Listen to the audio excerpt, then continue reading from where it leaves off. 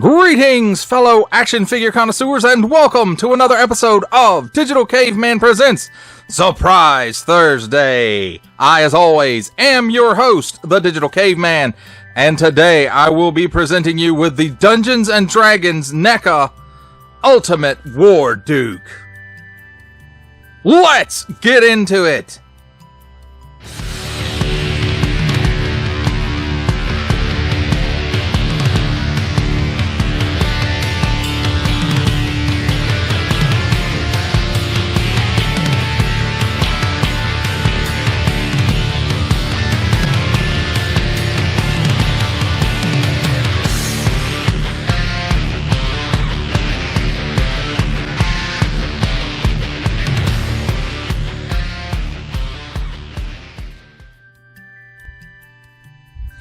Let's start our campaign with a look at the packaging. And here on the top we have Neca, ages 14 and up. Warning, no sick things in your pile that do not belong there. Dungeons and Dragons Warduke Ultimate Action Figure. And here on the front we have evil action figures and wonderful, great, lovely artwork of Warduke just conquering the crap out of stuff. Dungeons and Dragons Warduke Ultimate Action Figure on the bottom. Some small fine legalese print. Wizards of the Coast, Neca, a number, some symbols I'm not going to learn, a barcode, all the people who worked on it. And on this side, Dungeons and Dragons, and a nice product shot, possibly a digital render. Warduke Ultimate Action Figure on this side. Dungeons and Dragons, and another product shot, potentially again. Computer generated image, who knows? Dungeons and Dragons Warduke. Then on the back, Dungeons and Dragons Warduke. Again, another price. Nice product shot. Warduke. Warduke fights as a remorseless, cold-hearted mercenary who works for coin. The evil swordsman serves Kellic as a cohort and adventuring companion from time to time. He wields a flame-tongue longsword and wears a dread helm. He never removes his helmet. This is the way to reveal his face to others, but the visage beneath, it is that of a grim, hideously scarred gladiator. Includes longsword with removable flame effect, short sword, dagger, skull shield, and interchangeable hands. Also available, grim sword, the evil knight. He looked kind of cool too. And then again, there's some other product shots, possible digital renders of Warduke. That, my friends, is a look at the packaging. Let's take a look at the figure and his accessories. And handy dandy tweezers here. Let's start off with the accessories, as we normally do. And here's one of his alternate hands. A sort of a C-grip, but it's for the armored side. And I have to say, it has nice detailing on it. Nice paint.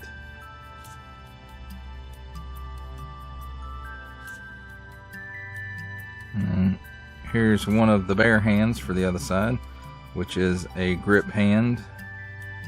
I'm not sure if this would be a C grip because it's not really, well, it's sort of making a C. So maybe you would consider that a C grip. But again, nice molded details, or sculpted details. And I'm not sure if this is paint or if it's just molded in this plastic, but I'm pretty sure it's paint. And then here's the last of the extra hands. Pointing hand or nose picking hand, whatever you prefer. And again, nice molded details on there. And I do believe it is painted rather than molded in color. I could be wrong though. I am not an expert. And then here's the first of his bladed weapons, which looks to be a short sword, perhaps. Nice molded details again. Very, very nice paint job on it. And as you can see, the blade is a bit weathered. And nice paint on the hilt as well.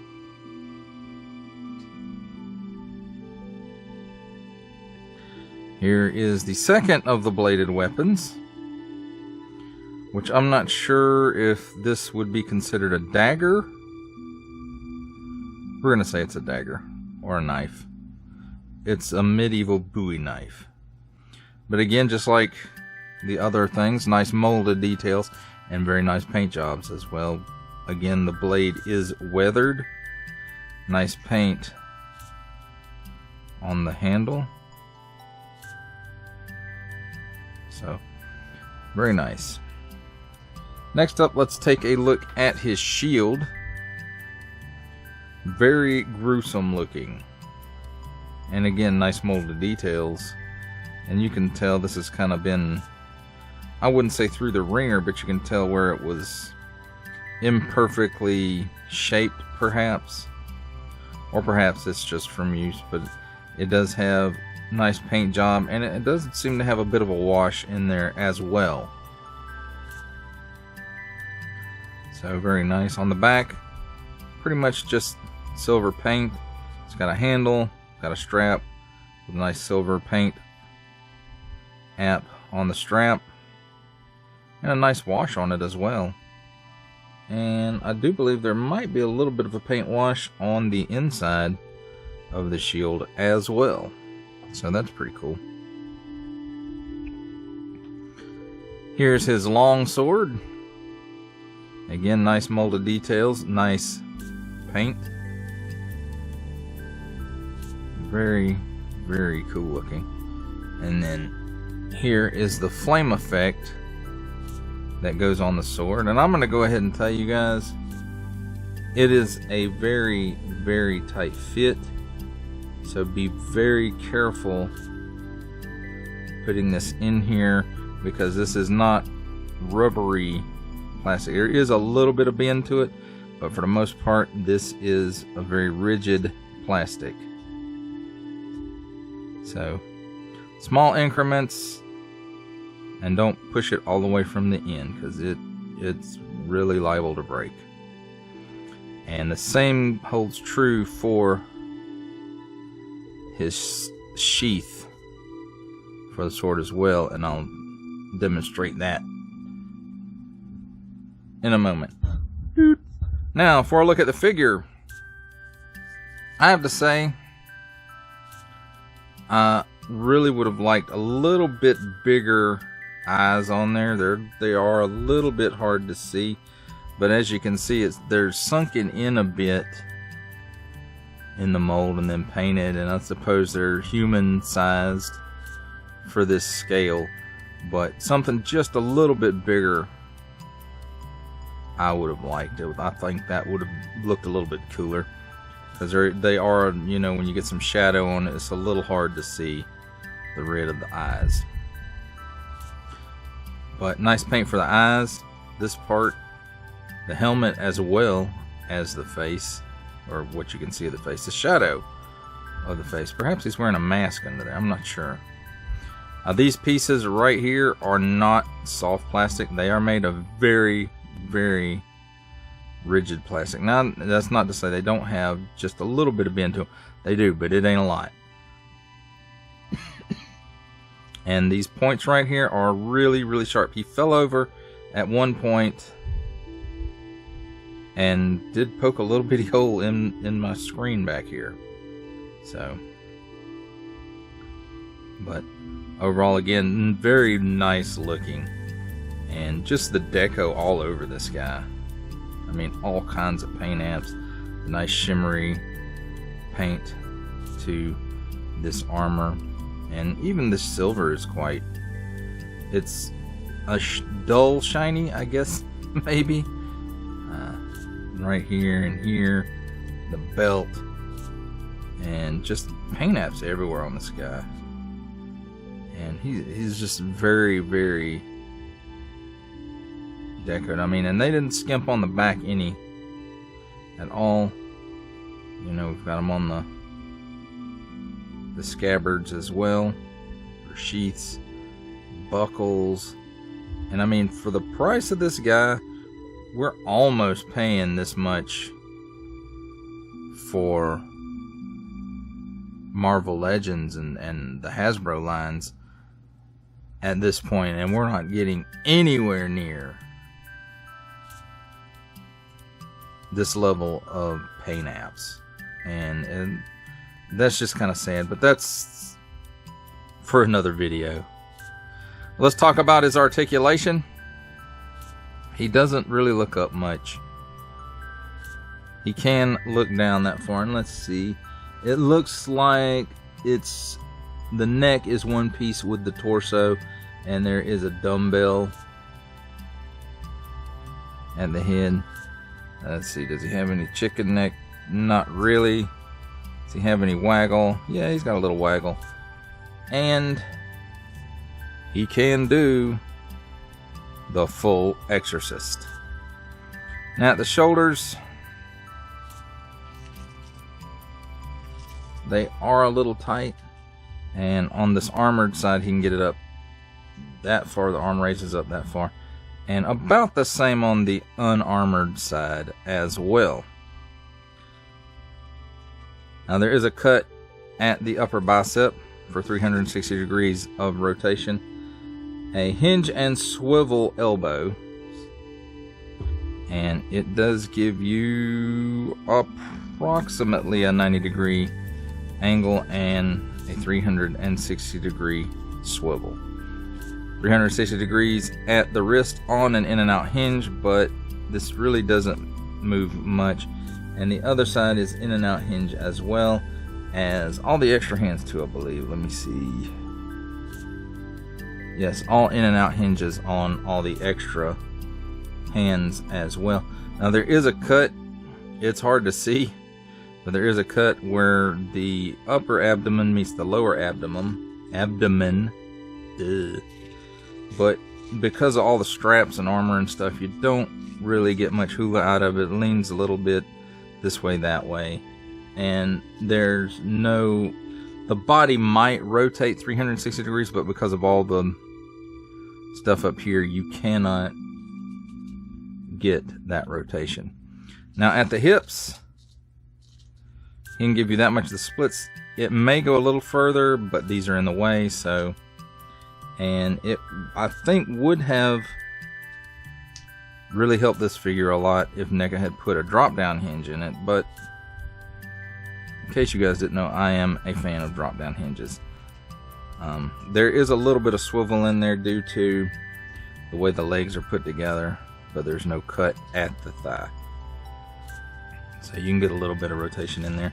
He kicks forward that far, probably because of the overlay, only gets that far. It probably would actually go just a tad bit more like that in the back. He actually kicks back further than forward. Again, hinge and swivel at the knee. Not quite a 90-degree bend, but 360 degrees worth of swivel. There is, because it's got a swivel there, there's no boot cut and no like cut down further. At the ankles, tilts down that far, which is pretty good. Tilts up that far. It's not great, but it ain't bad. And then it does have a forward-facing pin for rocker. Now, as far as all of his accessories, there is storage for everything except for the flame effect and the hands. This blade right here goes in this sheath.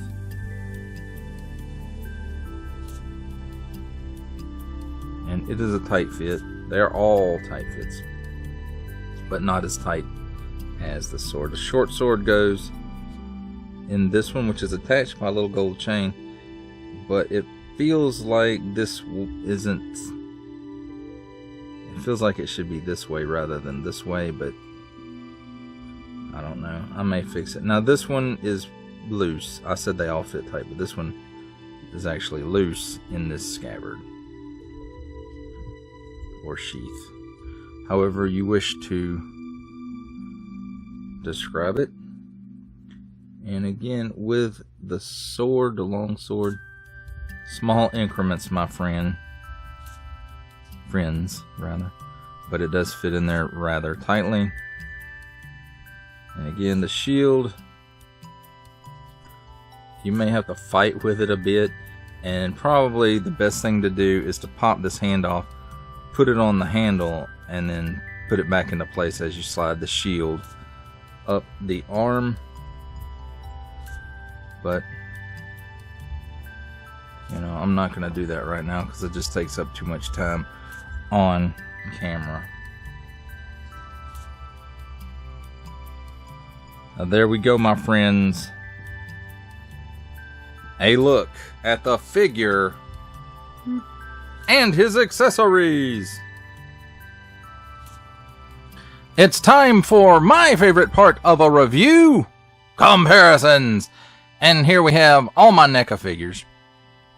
The Ultimate Dungeons and Dragons Ultimate Warduke, Aliens Ultimate Xenomorph, Predator Ultimate Starkle Predator, and from several years ago, but this is the mold that, as far as I can tell, they're mostly still using, RoboCop. But I don't think he's Ultimate.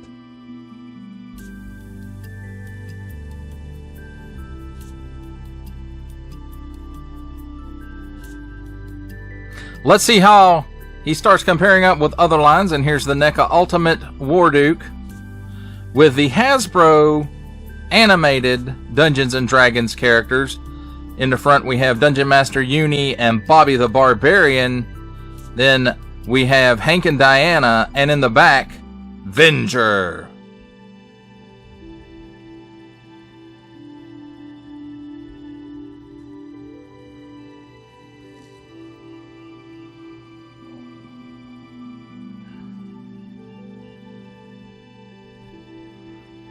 Here's Dungeons and Dragons Ultimate Warduke with, from the Marvel Legends series, making his cameo appearance, Stan the Man Lee, and from Star Wars The Black Series, we have the Archive Edition 501st Legion Clone Trooper.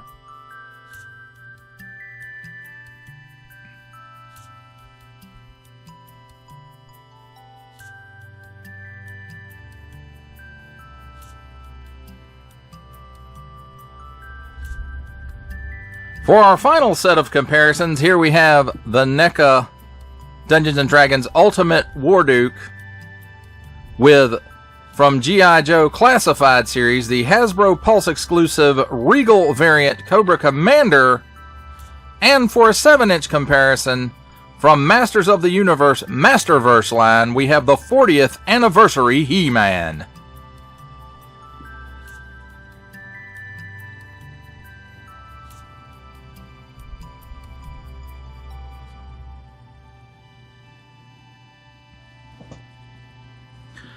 For final thoughts on the Neca Dungeons and Dragons Ultimate Warduke figure, I have to say he comes with a pretty good bit of nice accessories.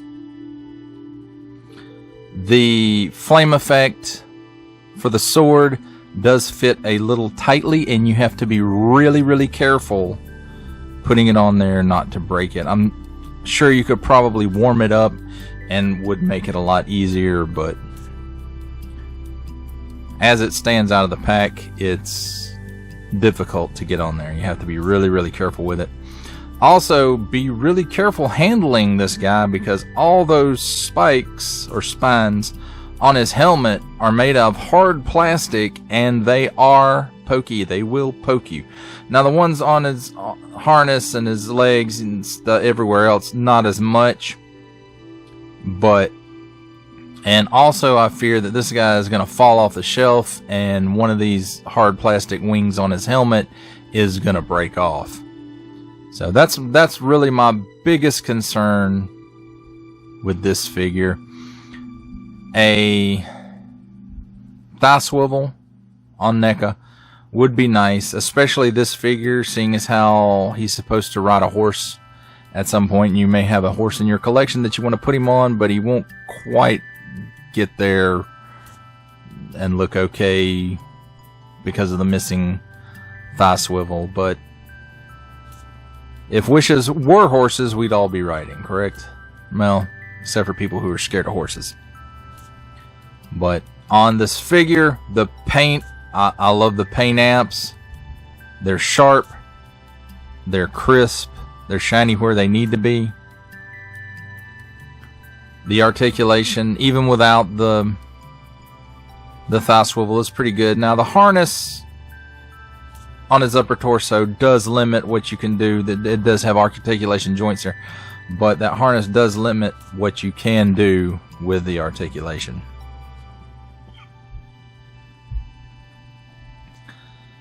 But there were no stuck joints on this guy. And I mean, the paint apps are really great. The real chain holding the sword over here on this side end, that's pretty nice feature too.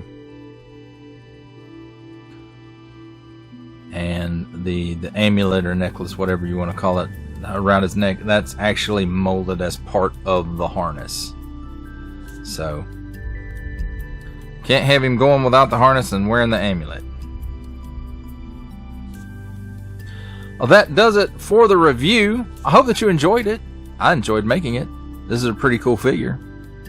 Only support from viewers like you make this programming possible. Each view does count, and I do appreciate each and every single view that I receive. Thank you, and thank you so very, very much for supporting this channel through viewing. Comment below, like, share, subscribe if you'd like to see more reviews or just to help the channel out further, or both. That's even cooler. And don't forget to ding that bell so that in the future you will be notified as my new content becomes available. That's a wrap, folks. I'll see you next time.